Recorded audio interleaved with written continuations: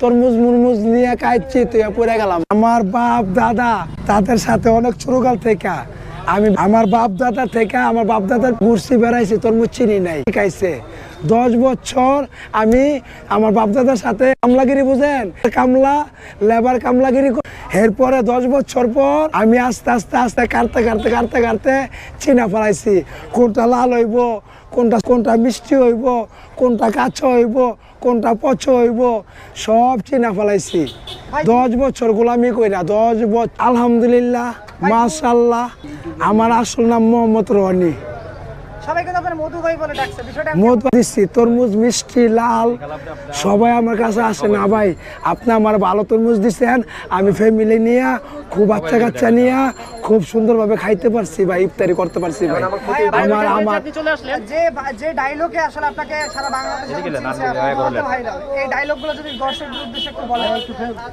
এই ডায়লগগুলো আমি নিজের থেকে অর্জন আমাকে দান করছে।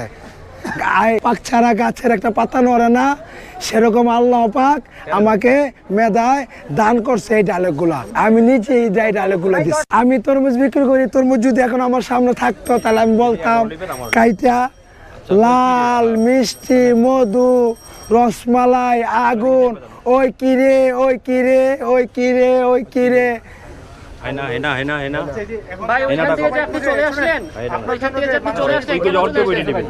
ওইখান থেকে আমি কেন চলে আসছি ভাই, ওইখানে আমার জন্য অনেক আমার লস হোক, কিন্তু আমার ভাইদের যাতে লস না হয়, এই বিষয়টা আমার কাছে শুকর আলহামদুলিল্লাহ।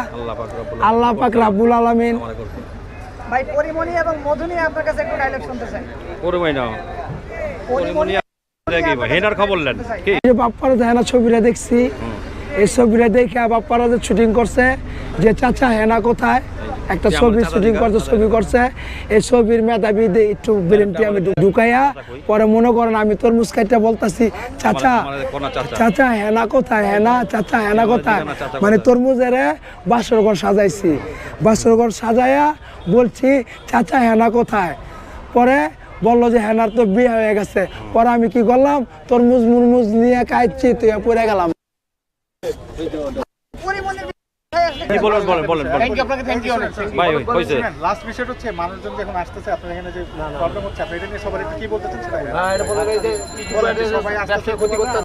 হ্যাঁ, আমার প্রবলেম হচ্ছে অনেক।